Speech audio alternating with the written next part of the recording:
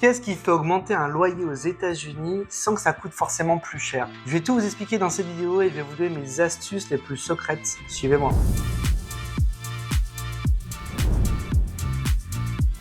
Bonjour à tous, je suis Julien Reynard d'Investir.us, je suis ravi de vous retrouver pour cette nouvelle vidéo, merci beaucoup de me rejoindre. Moi je suis real estate broker, agent immobilier licencié en Floride, je suis également real estate développeur, c'est-à-dire promoteur immobilier aux États-Unis. Je vis aux États-Unis depuis plus de 10 ans maintenant, où je fais des affaires immobilières diverses et variées dans plusieurs États américains. Qu'est-ce qui fait augmenter un loyer aux États-Unis sans que ça coûte forcément plus cher? La clé, ce sont de faire des bonnes améliorations. Alors, qu'est-ce que c'est que les bonnes améliorations? En fait, c'est assez simple. Ça se décline en deux catégories. La première catégorie, c'est tout ce qui est visuel. En fait, on parle de valeur perçue au global et on va parler de visuel dans un premier temps. Le visuel, c'est tout ce que l'on voit quand on visite le bien, aussi bien à l'extérieur qu'à l'intérieur. Donc, ça passe par tout ce qui est graphique, design et compagnie. Puis la deuxième partie de la valeur perçue, c'est tout ce qui concerne le confort. Il faut que le locataire se sente bien, qu'il se dise qu'il y a vraiment une plus-value via les accessoires, via les différentes choses que comporte le bien, la maison ou l'appartement. Et donc, c'est tout ce qui concerne le confort. Je vais revenir sur ces deux aspects-là. Le premier levier dans un bien, c'est la cuisine. La cuisine est extrêmement visuelle, surtout aujourd'hui sur la plupart des plans des maisons ou des appartements, puisque les cuisines aux États-Unis sont généralement ouvertes, en tout cas sur les biens les plus récents, ou elles ont été ouvertes avec le temps, sur des biens rénovés. Et donc, cet aspect visuel est très important. C'est pour ça qu'il faut pas négliger la cuisine. Je comprends aussi que c'est un budget généralement assez élevé, mais aujourd'hui, on peut travailler, avec un petit peu d'inventivité et moderniser des cuisines qui sont extrêmement obsolètes et du coup, qui dégradent considérablement la qualité du bien perçu, la valeur perçue, et donc qui empêchent au loyer de pouvoir augmenter. La cuisine, aujourd'hui, il faut travailler sur des tons neutres, des tons modernes, des blancs, des gris. Je parle bien sûr des cabinettes, des meubles de cuisine. Également le hardware, c'est-à-dire les poignées. Vraiment travailler sur des designs et des couleurs modernes. Nous, on utilise beaucoup de hardware en noir. Ce qui est encore commun, c'est ce qu'on appelle le brush nickel. On a également aussi sur des biens plus luxe aujourd'hui, le doré revient beaucoup. Mais on va dire que voilà, les grandes familles de hardware, c'est autour de ça. L'autre aspect très important sur la cuisine, ce sont ce qu'on appelle les countertops, c'est-à-dire les surfaces de travail. Il faut arrêter avec les surfaces, on va dire, historiques et de moins bonne facture, type laminé, puisque ça, c'est vraiment pas très bien perçu et ça fait la différence sur des marchés, typiquement à la Floride. J'ai encore montré une maison la semaine dernière à un client, une maison qui a été construite cette année, en tout cas l'année dernière, qui a beaucoup de mal à se vendre, alors que c'est une maison toute neuve, notamment il y avait encore des comptoirs en laminé, mais ça c'est no way, c'est interdit. Il faut aujourd'hui faire le choix d'aller dans des comptoirs en pierre naturelle ou des comptoirs de qualité vraiment durable d'une part, mais également aussi beaucoup plus qualitatif à l'œil, et puis c'est aussi d'un point de vue visuel qui est recherché aujourd'hui par les locataires. Donc allez sur des granites de grade 1, les moins chers, allez sur des quartz aussi, les moins chers. Nous, c'est ce que l'on met sur tous nos biens, même des appartements d'une chambre de 70 mètres carrés, on a soit du quartz, soit du granit, parce que la valeur perçue est extrêmement valorisable et ça contribue énormément à tenir des loyers plus élevés. Dernier aspect sur la cuisine qui est très important, c'est bien sûr l'électroménager. Vous le savez sans doute, aux États-Unis, il est de coutume, on va dire c'est assez standard, de louer les biens avec l'ensemble de l'électroménager de la cuisine. Nous, dans notre cas précisément, on fournit tous nos biens que l'on construit neufs avec tout l'électroménager de cuisine, le frigo, le lave-vaisselle, le micro-ondes, le combiné plaque. Donc tout ça c'est inclus et aujourd'hui il faut vraiment faire le choix d'aller vers des kits d'électroménager en acier inoxydable, en tout cas avec des surfaces en inox, en tout cas des choses qui sont vraiment modernes. Aujourd'hui des kits en électroménager, vous pouvez trouver ça aussi bas que 3-4 000 $ pour l'ensemble des électroménagers de cuisine. Une bonne cuisine, ça peut être 100 à 300 $ de loyer supplémentaire, parfois plus sur des biens qui ont des loyers supérieurs à ça. Donc ça peut vraiment faire une grosse différence sur le loyer tous les mois.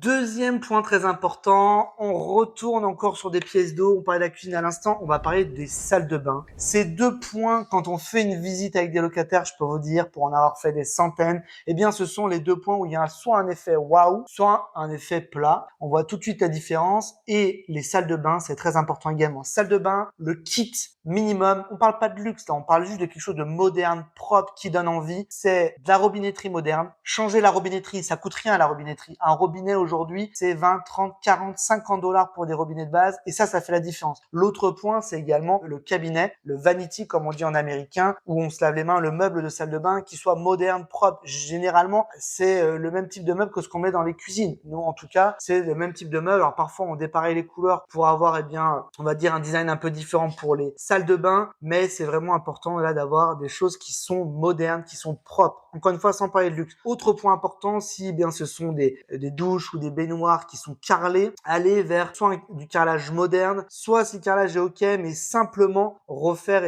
les joints du carrelage avec un joint de couleur un peu moderne. Si vous avez un carrelage un peu blanc, juste refaites les joints en noir, ça va tout de suite donner du peps. Changez si besoin la porte coulissante de la douche par exemple, changez également la tête de douche et la valve. Ça c'est important, matchez tout avec le robinet pour que ça soit vraiment moderne. C'est vraiment très important d'avoir des salles de bain qui sentent le neuf, qui sentent le propre, qui sentent le moderne. Ça va vraiment contribuer à avoir des locataires qui vont se précipiter et vous donner des dossiers. Et ça va vous contribuer forcément à être dans une position de force pour augmenter votre loyer. Troisième point important, c'est tout ce qui concerne les finitions intérieures de la maison, tout ce qui est très visuel, mais également ce qui est confortable. Alors je vais vous énumérer différentes choses qu'il faut que vous regardiez si vous voulez augmenter le loyer. Déjà, c'est l'éclairage global.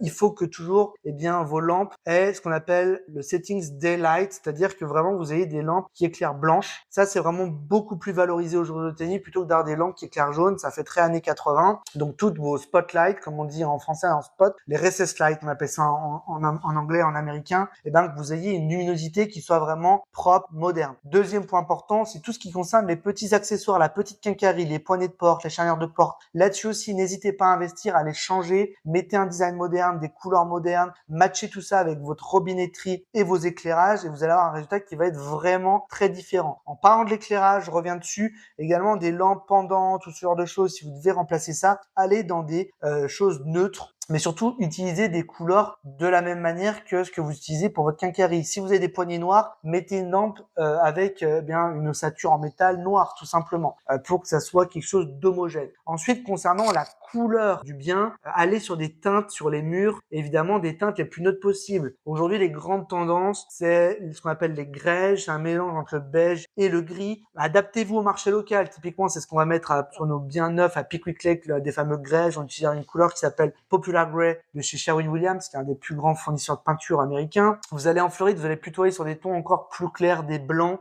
chauds, des blancs, pour vraiment faire rentrer un maximum de luminosité. Et puis c'est ce qui se prête le plus au marché local ici en Floride. Donc ça, c'est vraiment très important aussi de vous adapter au marché local, mais aller sur des tons neutres qui plaisent au plus grand nombre. Allez surtout sur les couleurs les plus claires possibles pour agrandir vos pièces, évidemment. Ça prenne un maximum de lumière. Des choses toutes bêtes également, pour revenir sur l'électricité, vous pouvez très facilement changer vos interrupteurs et vos prises. Out tous ces interrupteurs jaunis avec le temps et ces prises et ces caches-prises. Dégagez tout ça. Prenez un électricien. Ça va pas coûter très cher pour rechanger tous les caches-prises des interrupteurs et remettez des caches blancs propres et des interrupteurs blancs. Là, ça va faire très pop. Surtout si vous faites une couleur sur les murs, une peinture nouvelle, vous voulez que tout ça apparaisse comme moderne, évidemment. Ensuite, point suivant sur lequel j'aimerais revenir, c'est un point qui est très important puisque c'est extrêmement présent dans toute la maison, c'est le sol. Aux États-Unis aujourd'hui, le sol le plus standard, c'est ce qu'on appelle le LVP, le Luxury Vinyl Plank. Donc en fait, c'est tout un univers là-dessus où vous allez avoir différents coloris, vous allez avoir des grades de qualité. Le Luxury Vinyl Plank, en fait, ça se présente comme du parquet, en fait, des planches qui sont un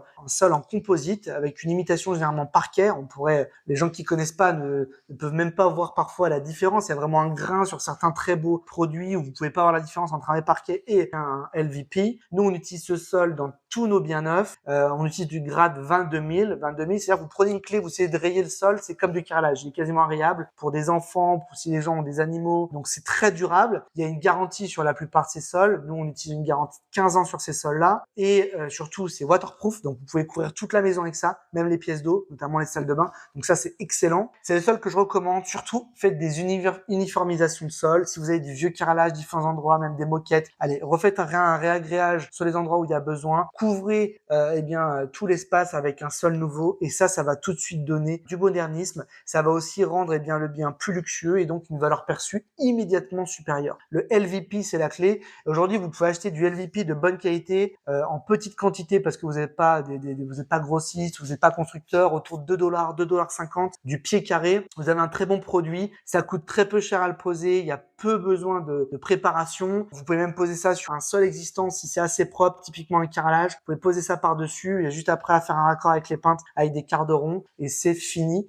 Ça se pose très rapidement et ça donne tout de suite de la valeur et forcément, ça vous permet d'augmenter votre loyer facilement. Allez, avant-dernier point, dans cette liste de choses qu'il faut que vous regardiez si vous voulez augmenter votre loyer sur votre bien aux États-Unis, là, on va parler de confort. Ce qui est très important pour les locataires quand ils rentrent, c'est la manière, bien sûr, dont le plan de la maison est fait, qui est bien toutes les choses. C'est toujours mieux d'avoir une vraie buanderie plutôt qu'il y ait bien un placard pour mettre sa machine et son lave-linge. Après, il faut travailler avec la surface que l'on a, évidemment, avec le budget que l'on a. Mais voilà, des points qui vont être regardés notamment par les familles, pour avoir une pièce dédiée pour faire les lessives. C'est important également pour beaucoup de gens d'avoir des ventilateurs de plafond. Je sais que ça étonne beaucoup de gens, notamment européens. Pourquoi il y a tous ces ventilateurs de plafond dans les chambres, dans les pièces de vie? Parce que les gens aiment ça pour leur confort, faire tourner le ventilateur, avoir un peu plus d'air. Bien sûr, regardez également système de chauffage, système de climatisation. Nous, tous les biens qu'on livre en neuf ont des systèmes réversibles, chauffage l'hiver et climatisation l'été. Donc là, on est vraiment au top en termes de confort. Les locataires ont toujours la température qu'ils souhaitent à tout moment de l'année. Encore une fois, je reviens sur l'électroménager de dernier cri. Ça, évidemment, c'est ce qui regarde beaucoup. La qualité également des fenêtres, des porte-fenêtres, des portes. Tout ça, ce sont des aspects aussi de confort que le locataire regarde. Bien sûr, porte de garage électrique. Ça, aujourd'hui, c'est presque un standard. Je ne vais même pas le nommer, mais c'est encore des aspects très importants pour des locataires. Dernier point très important. On dit que dans une visite, ce qui compte, ce sont les 10 premières secondes. Et évidemment, les 10 premières secondes, elles se passent où? À l'extérieur du bien. Donc, c'est très important, d'avoir un landscaping qui soit propre. Le landscaping, c'est l'entretien du jardin, que la pelouse soit tondue. Voilà, avoir un extérieur qui soit propre, une façade bien entretenue, bien propre, bien peinte, où il n'y a pas de toile d'araignée de partout. Voilà, que tout soit bien entretenu, une porte d'entrée qui donne envie d'être ouverte. Donc ça nous arrive régulièrement maintenant même de peindre les portes d'entrée avec des couleurs un peu criardes. Les gens aiment ça. Parfois un rouge un peu rubis qui donne vraiment un peu de peps sur une façade. On a même utilisé des blue navy, donc vraiment des bleus profonds pour encore une fois donner un contraste important avec une façade. Et donc à l'extérieur, c'est les 10 premières secondes de la visite, c'est ce qui va aussi déterminer de dire waouh, c'est beau. Et donc c'est ce qu'on a envie d'entendre pendant une visite pour convaincre un locataire. Et évidemment, le plus on convainc de gens, le plus on a de dossiers, le plus on a l'embarras du choix, le plus ça veut dire qu'on va avoir un loyer potentiel qui va pouvoir augmenter à l'avenir puisque les gens se sentent bien. Bon, j'espère que ça vous a donné quelques idées. Là, j'ai vraiment fait parler de mon expérience de constructeur, d'investisseur aux États-Unis. Nous, on construit environ 50 biens par an depuis environ 10 ans maintenant où je fais cette activité. Donc, j'ai une bonne connaissance de ce qui plaît aux Américains, en tout cas sur les marchés où je travaille. Encore une fois, ce qui compte, c'est de s'adapter au marché local. Ce qui va marcher en Floride ne va pas forcément marcher dans le nord-est du Mississippi. Moi, j'ai 2 bureaux, donc c'est pour ça que volontairement, je vous donne ces 2 exemples-là. Je le sais trop bien que les gens n'attendent pas forcément la même chose. On peut ne pas travailler de la même manière d'un endroit à un autre. Il faut s'adapter, c'est ce qui est le plus important. Typiquement, sur les sols, vous voyez, en Floride, on utilise beaucoup plus de carrelage que sur le Mississippi, beaucoup plus de LVP, le Chevron Nail Plank. On construit pas la même manière, on n'utilise pas les mêmes couleurs. Les gens ne font pas attention exactement à la même chose. Après, il y a des choses qu'on répète énormément aussi. Nous, on met de plus en plus de poignées connectées, de domotique dans nos biens, de choses additionnelles qui font la différence aussi. Donc, c'est plein de petits détails que les locataires regardent aujourd'hui. En tout cas, merci beaucoup de m'avoir regardé. Une seule adresse, contact@investir.us si vous voulez aller plus loin dans la démarche, si vous voulez en savoir plus sur ce que l'on construit aux États-Unis, sur nos biens d'investissement. Je vous mets également un lien dans la vidéo. Vous cliquez dessus, vous soumettez votre projet, vous laissez vos coordonnées surtout et moi, je vous recontacte sous 48 heures. Surtout, n'hésitez pas à vous abonner, à partager, à commenter la vidéo, à liker et je vous dis à très bientôt. Bye bye!